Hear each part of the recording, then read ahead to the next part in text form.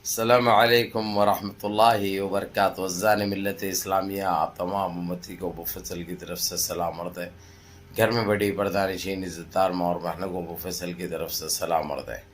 बहरहाल अल्लाह से उम्मीद है आप लोग खैरियत से होंगे, अल्लाह की हिफाजत में होंगे। इन मलूनों की मलामत से, इन फ़िरका परस्तों की फ़िरका परस्ती से, इन दरिंदों की दरिंदगी से, इन मावलिंचरों की मावलिंचिंग से, इन बलात्कारियों की बलात्कारी से महफूज होंगे।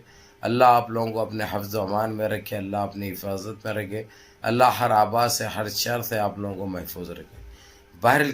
बहरहाल मेरे अज़ीज़ दोस्तों, मेरे भाइयों, मेरी माँ और बहनों, देश के हालात से भी आप लोग वाकिफ़ हैं और देश के बाहर के हालात से भी आप लोग वाकिफ़ हैं।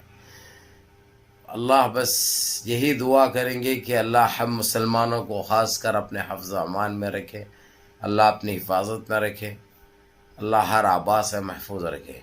क्योंकि ये दरिंदों की दरिंदगी तो इतनी बढ़ चुकी है, आप लोगों को अच्छी तरह पता है। क्योंकि ये वो चिराग है, अब फड़फड़ा रहे, कभी भी बुझ सकते हैं क्योंकि इनका खातिमा लगभग तय है। क्योंकि इतनी गंदगी मचा रखे थे ये लोग, जिसका कोई अल्फाजों में बयान नहीं कर सकते। इतनी गंदगी, इन्हों समझे थे कि इनके बाप का राज है, इन्हों जो चाहे करेंगे तो कोई ना देखेगा, ना कोई टोकेगा, ना कोई बोलेगा। लेकिन जब इनके पिछवाड़ों में जब मुसल्ला जाने लगे तो इनको दर्द भी हो रहा, तकलीफ भी हो रही, चिल्ला भी रहे हैं। बहरहाल मेरे अजीज दोस्तों, मेरे भाइयों, इस सन्यासी, इस ढोंगी, इस फुंगे, इस कुंडम लुल्ली ईट्स लुल्ली की बात कर रहा हूं मैं। इन्हें 10 दिन से 11 दिन से सीबीआई को बेवकूफ बना रहा, सीबीआई को बेवकूफ बना रहा था। यानी ये ऐसा सीबीआई बेवकूफ ऐसा बन रही है, पूछताछ के लिए इसको ले जा रहे हैं, जबकि सारे प्रूफ इसके खिलाफ साबित हो चुके, सारे प्रूफ इसके खिलाफ साबित हो चुके हैं। उसके बावजूद आंख मुचोली चल रही इनकी, इनका आंख मुचोली का खेल जारी था। इसके ऊपर सुप्रीम कोर्ट ने सीबीआई को भी आड़े हाथों ले लिया। सीबीआई को यह सवाल किया सुप्रीम कोर्ट के जज ने कि तुम कर क्या रहे हो, क्या लोली दे रहे हो, उसको लोली दे रहे हो या उसकी सराहना कर रहे हो, या उसको बुला के चाय पिला के भेज रहे हो, उसकी गुलपोशी कर कर। गुलपोशी मैं बोल रहा हूँ, गुलपोशी वो लोग नहीं बोले, चाय पिलाने के लिए बुला रहे हैं क्या? उसको बुलाओ, उसके ऊपर कार्रवाई करो। जब तुमसे नहीं हो सकता तो ये बोल दो, फिर हमारे को जो एजेंसी को देना है जिम्मेदारी हम दे देते, हम जो एजेंसी को देना है दे देते, जब तुमसे नहीं हो सकता तो। इसके ऊपर सीबीआई के चीफ बड़े उसमें आ गए, तैश में आ गए, और सीधे सीधे फिर अपने उठा के 2 गाड़ी सन्यासी के पास भेज दे घर को। अभी ये बता दूं आप लोगों को, खैर पहलियां नहीं बुझाते हुए, इस वक्त सन्यासी सीबीआई के हेडक्वार्टर में है। हो सकता वहां से जो है उसको जेल भेज दिया जाएगा, क्योंकि इसको बचाने की कोशिश ये लोग चाहते हुए भी नहीं कर सकते। क्योंकि करेंगे देर दुरुस्त तो ऐसा सुप्रीम कोर्ट जिस तरीके से पीछे पड़े हुआ है, क्योंकि सुप्रीम कोर्ट के पीछे इंटरनेशनल कोर्ट पड़े हुआ है। क्योंकि इंटरनेशनल कोर्ट ने 27 सवालात किए थे इससे, जिसके 4 जवाबात इसने वकील के जरिए दिए, और खुद तो गूंगा बहरा लुल्ले के वैसा ठहरे हुआ रहा जैसा कि हाथा बाव में इसके जान ही नहीं है। जबकि इसकी जबान इतनी बड़ी है, ये हम भी जानते हैं, सारा देश जानता है, और वो लोग भी अच्छी तरह जानते हैं। लेकिन हर चीज़ की एक लिमिट रहती है, हर चीज़ की एक हद रहती है। लेकिन अब इस वक्त जो सुप्रीम कोर्ट ने जो इक़दाम किए हैं वो बिल्कुल काबिले फ़ख्र है। क्योंकि अभी तक तो इनके खिलाफ कोई कार्रवाई भी नहीं होती थी भाई, कोई मुंह खोलने के लिए भी तैयार नहीं था भाई। सीबीआई इनकी, सीआईडी इनकी, अदालतें इनके, कानून इनका, तो इनके ऊपर कार्रवाई कौन करेगा, इनके ऊपर कार्रवाई कौन करेगा? ये चीज़ें थे।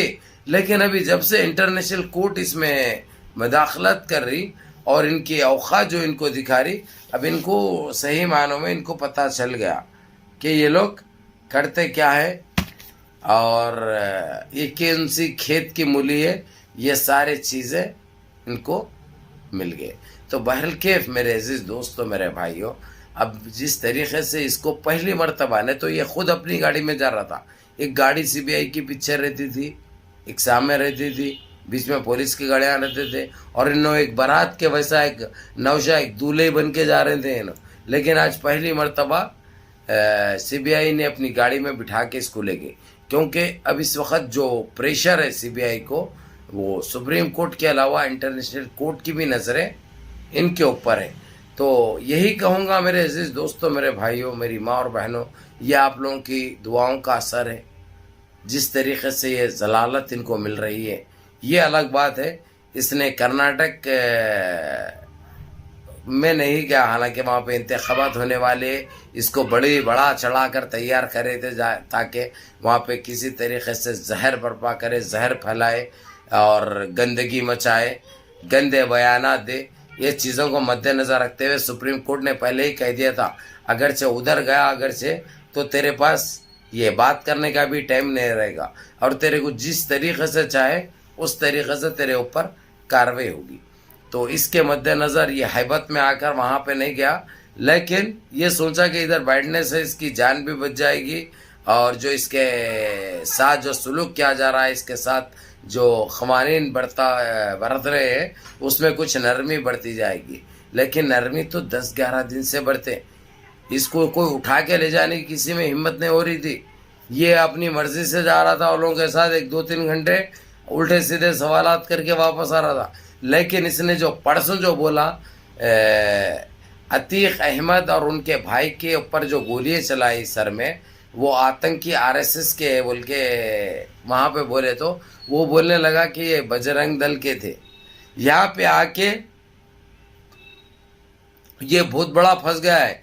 अभी फिल वक्त आरएसएस की है और बजरंग दल की बीच में चल रही है। उनका चीफ इनका चीफ बड़े गर्म है। ये लोग एक दूसरे के ऊपर, इन्हें जो जो अभी तक किया वो बता रहा है, वो जो किया ये बता रहा है। तो एक बहुत बड़ा एक प्रूफ के वैसा आ गया, जब आपस में खुद ये लोग लड़ पड़े और एक दूसरे की अगर से टांग खींचे, तो और क्या चाहिए रहता कोर्टों को साहब। बहरहाल मेरे अजीज़ दोस्तों मेरे भाइयों मेरी माँ और बहनों, जो इनके साथ होना था अब वो काम शुरू हो चुका है, वो खेल चालू हो चुका है।